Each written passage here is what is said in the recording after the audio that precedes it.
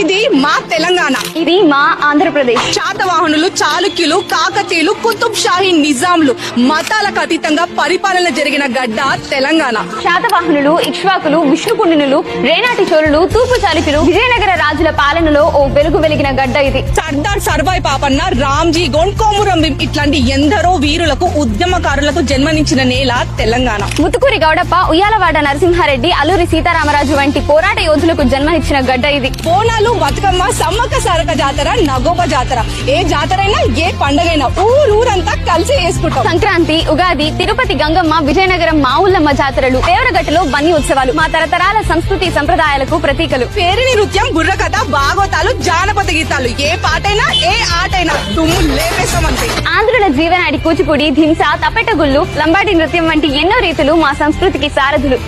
మా మాట కరుకుంటది కావచ్చు, కానీ మేము తెలిసే మాట్లాడతాం. దేశ భాష